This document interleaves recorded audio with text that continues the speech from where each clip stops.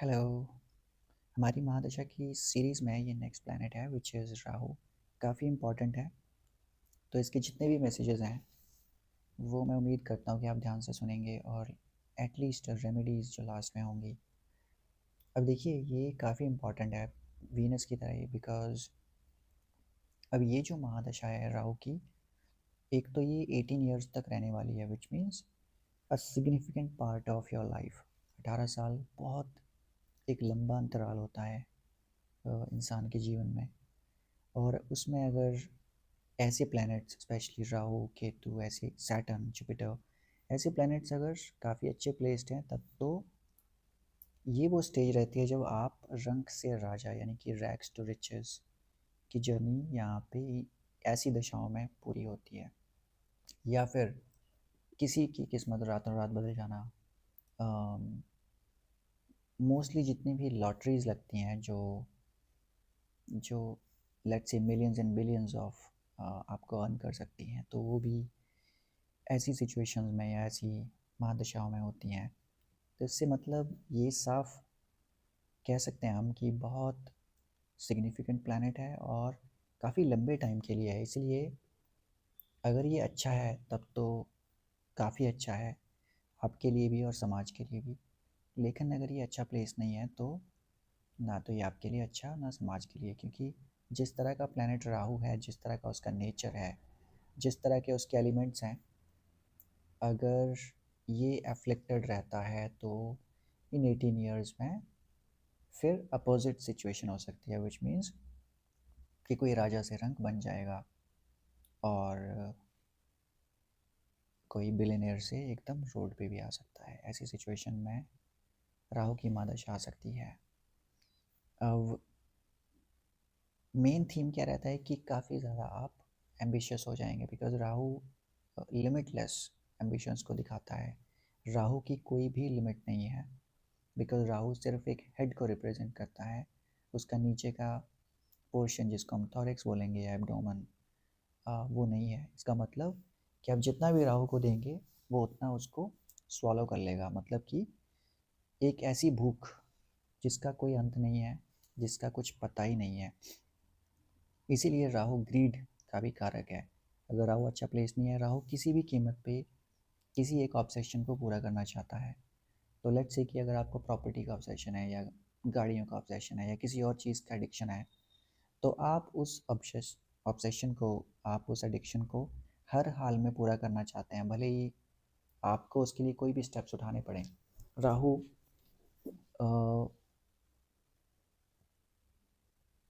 कौन से मेथड्स और कौन से मीन से आपका वो ऑब्सेशन पूरा होगा इसके बारे में नहीं सोचता है। उसको सिर्फ एक ही चीज़ पता है कि मुझे ये चीज़ चाहिए, मुझे ये चीज़ हासिल करनी है। I want this by hook और बाई क्रुक। जहाँ पर बाई हुक और बाई क्रुक आता है वहाँ समझ लीजिए राहु की एनर्जी आ रही है। मतलब किसी कॉन्वर्सेशन में अगर कुछ लोग आपको ऐसे सुनते हुए फ्रीक्वेंटली सुनाई दे रहे हैं चाहे ऑफिस एनवायरनमेंट में अगर आप को लग रहा है कुछ ऐसे बॉसेस हैं जिनको रिजल्ट चाहिए, डिलीवरी चाहिए बाय हुक और बाय क्रुक, तो समझ लीजिए यहाँ पे राहु की नेगेटिव साइड काम कर रही है। ओके, एंड पीक राहु यहाँ पे दिखेगा आपको। तो ये सारे थीम्स रहते हैं इस 18 ईयर्स की दशा में। अब अगर लेट्स सी कि राहु काफ़ी अच्छा प्लेस्ड है चार्ट में, तो क्या हो सकता है? Like I said initially, immense wealth and financial gain. आपका आपकी लाइफ का ये जो 18 ईयर्स हैं ये आपके मेकिंग ईयर रहेंगे। मतलब ये वो साल हैं जो आप हमेशा आप अपने लेटर ईयर्स ऑफ लाइफ में आप ये इन दी फॉर्म ऑफ स्टोरीज़ लोगों को बता सकते हो कि ये मेरी महादशा शुरू हुई थी, या फिर ये एक टाइम पीरियड था। अगर आप एस्ट्रोलॉजी में इंटरेस्ट ज़्यादा ना लेते हो तो एटलीस्ट वो ईयर आपको याद रहेंगे कि जब आपकी ऊपर चढ़ने की या ऊपर जाने की जर्नी एक स्टार्ट हुई थी। सो इतना सिग्निफिकेंट ये आपको गेन्स या सक्सेस दे सकता है। और मार्स की तरह ये इंजीनियरिंग, पॉलिटिक्स, रिसर्च और मीडिया की फील्ड्स में काफ़ी सक्सेस देता है, बिकॉज राहु जो है कैमरा है। राहु इज़ सोशल मीडिया, आज का सोशल मीडिया। तो अगर आज की डेट में आपको कोई ओवरनाइट सुपरस्टार या इन्फ्लुएंसर्स दिखते हैं तो ये राहु है। इन्फ्लुएंसर कल्चर मतलब ये राहु का एलिमेंट है। इसके साथ ही राहु फॉरेन लैंड्स को भी रूल करता है।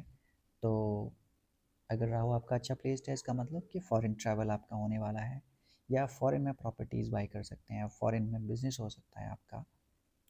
कुछ ना कुछ कोई भी चीज़ आपकी फॉरेन से जुड़ी हुई रहेगी। ये राहु का एक सिग्निफिकेंट इम्पैक्ट है।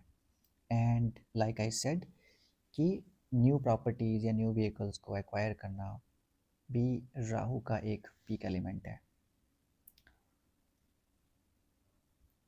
अब लेट्स सी कि राहु जो है वो इल प्लेस्ड है, मतलब कि राहु अगेन पे कुछ नेगेटिव साइड्स या नेगेटिव एस्पेक्ट्स आ रहे हैं, तो क्या हो सकता है? तो फिर ये काफ़ी ख़राब महादशा जाएगी। बिकॉज अब यहाँ पे mental stress, anxiety, depression, disorders, ये इस महादशा में अगर यहाँ पे राहु अच्छा नहीं है तो जनरली आप लोगों को देखेंगे कि वो सो ही नहीं पाएंगे, स्लीप डिसऑर्डर्स के साथ आएंगे। वो आपको ऐसा कहते हुए सुनेंगे कि मुझे 2-3 बज जाते हैं और मुझे नींद ही नहीं आ रही है, आई कैन नॉट स्लीप। मैं चाहे दिन में कितना भी काम करूँ, कितने घंटे, but still I can not sleep at night. तो ये वो सिचुएशंस रहती हैं। और इसके साथ ही सडन मूड स्विंग्स जो कहीं ना कहीं मार्स के एरिया में भी आते हैं, बट राहु में काफ़ी फ्रीक्वेंट है। बिकॉज सडन जो भी चीज़, जहाँ पे सडन वर्ड लगता है, आप हमेशा याद रखिएगा, जहाँ भी सडन वर्ड लगेगा वहाँ पे राहु की एनर्जी आ जाएगी। Always remember that. जहाँ भी सडन, अचानक, एकदम से ये वर्ड्स आते हैं वहाँ पर राहु और केतु की एनर्जी आती है। एनीथिंग विच इज़ अनएक्सपेक्टेड, जिसकी आपने कभी कल्पना या उम्मीद ही नहीं करी थी, वो राहु और केतु के एरिया है। तो इन टर्म्स ऑफ हेल्थ, अगर राहु अच्छा प्लेस नहीं है तो हेल्थ इश्यूज मोस्टली न्यूरोलॉजिकल, यानी कि हेड से या ब्रेन से जुड़े हुए रहते हैं। वाई? बिकॉज राहु हेड को रिप्रेजेंट कर रहा है आपके, और जो भी इश्यूज रहेंगे वो काफ़ी क्रोनिक रहेंगे। इसके साथ ही बिकॉज राहु बहुत ही एक्सट्रीम डार्क और डार्क साइड को दिखाता है, हमारी दी एनिमलिस्टिक नेचर।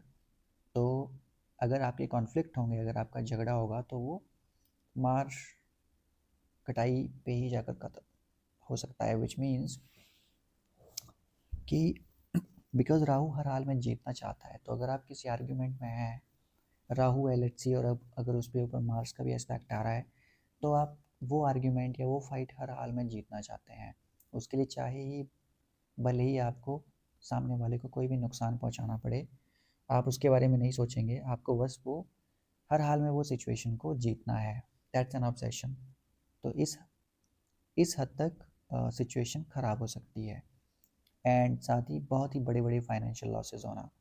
आपने देखा होगा कि कुछ बिजनेसेस जो रातों रात डूब जाते हैं, या फिर let's say income tax department की रेड आ गई, या फिर कंपनी शट हो गई, या फिर कंपनी की बैंकरप्सी की न्यूज़ आ गई, और जो कि आपने उम्मीद ही नहीं करी थी, यानी कि अनएक्सपेक्टेड। ये सारी चीज़ें भी ख़राब राहु के एरिया में आएंगी और ऐसी सिचुएशन में आएंगी। बहुत बड़े बड़े लीगल ट्रबल्स होना, या फिर किसी कंपनी में लेट्स से आपने इन्वेस्ट करा हुआ है, किसी शेयर में, किसी स्टॉक में इन्वेस्ट करा हुआ है, लेकिन रातों रात वो स्टॉक गिर जाता है, तो ये सिचुएशन भी आपको ख़राब राहु के एस्पेक्ट में देखने को मिलेगी। एंड एक चीज़ और, इस महादशा में अगर राहु इज़ नॉट, अगर राहु आपको ऐसे रिजल्ट्स दे रहा है तो फिर काफ़ी केयरफुल होना है आपको। बिकॉज अगर आप इस सिचुएशन में पार्टनरशिप करते हैं तो हाईली लाइकलीहुड है कि आपका पार्टनर भी फ्रॉड रहेगा, स्कैमर रहेगा, और वो आपको चीट करके चला जाएगा।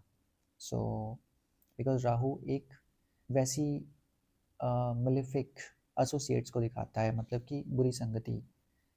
तो ये सिचुएशंस में भी आपको वहाँ पर केयरफुल होना पड़ेगा। एंड लास्टली, किसी भी नशे की आदत में, नशे की एडिक्शन में ये जोड़ सकता है, और वो नशा किसी भी तरह का हो सकता है। वो लोगों का नशा हो सकता है, वो लॉटरी और सट्टा लगाने का नशा हो सकता है, वो लिटरली स्मोकिंग या कोई और ड्रग एडिक्शन हो सकता है। बट ऑल इन ऑल वो किसी ऐसी एडिक्शन वाली सिचुएशन में ला सकता है। अब let's talk about remedies, because ये काफ़ी इंपॉर्टेंट पार्ट है जिसको हमें डिस्कस करना है।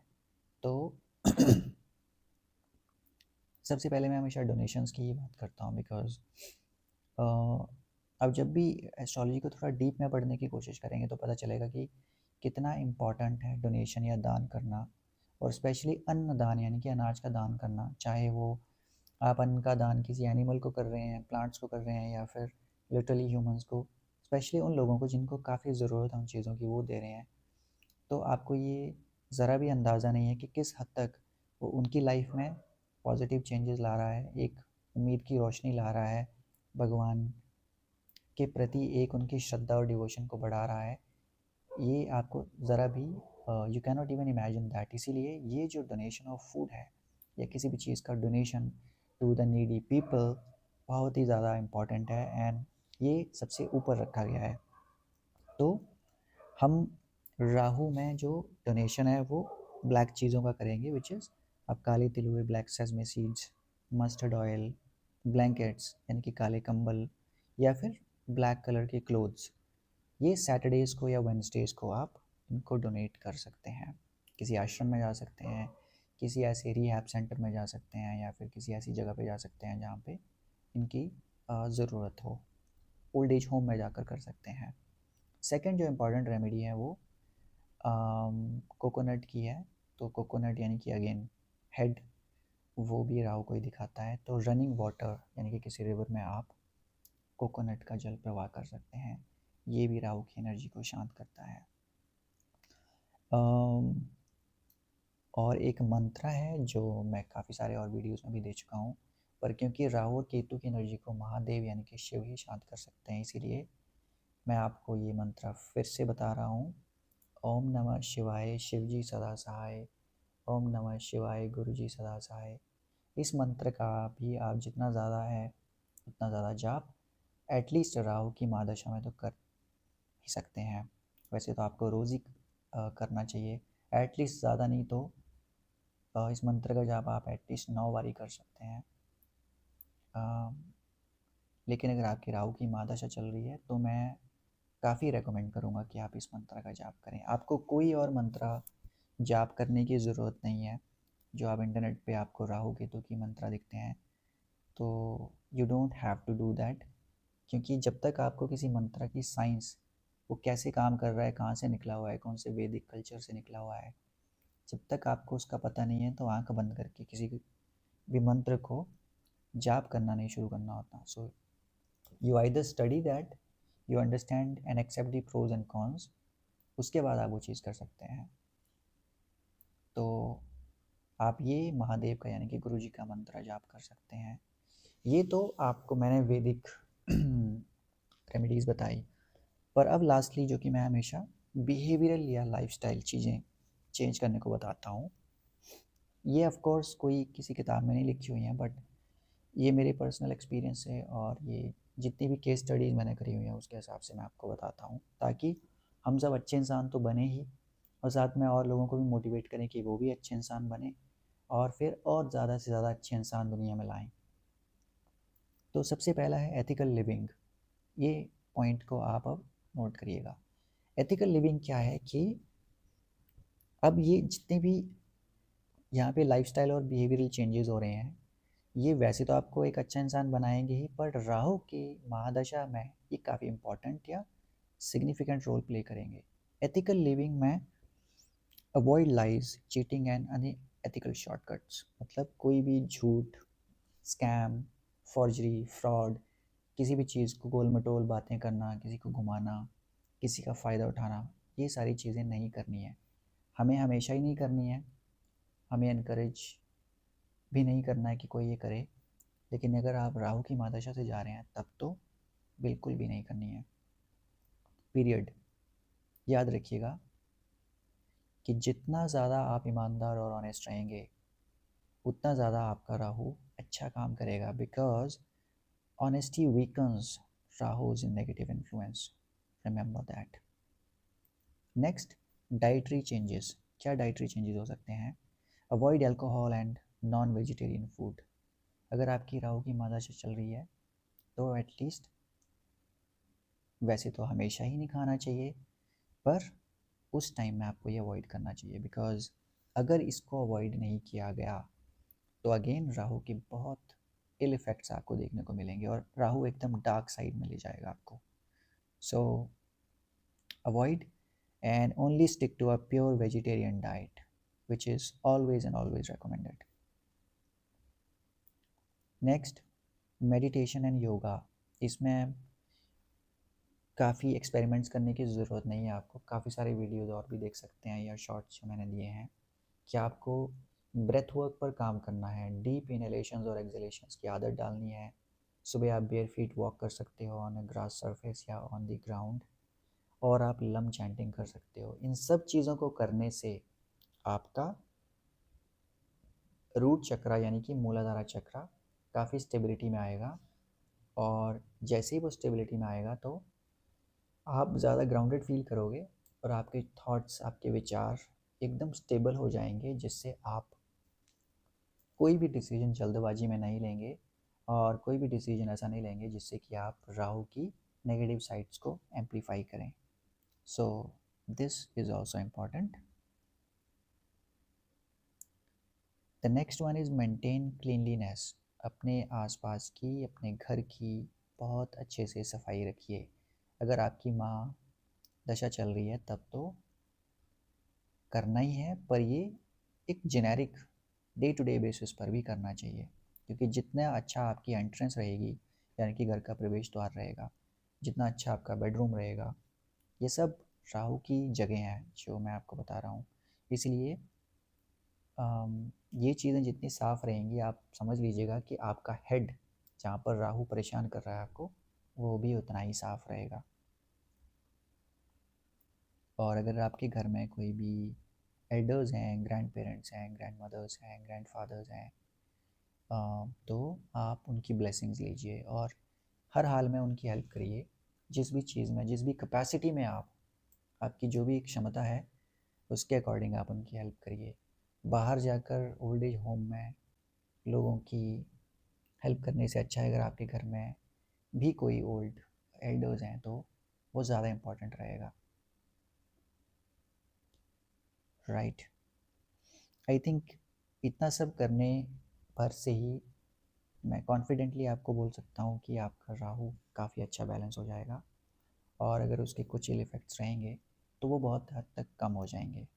अगर इसके बाद भी आपको कुछ और हेल्प चाहिए हो या और कंसल्टेशन चाहिए हो तो आपके लिए मैं तो हमेशा ही हाजिर हूँ.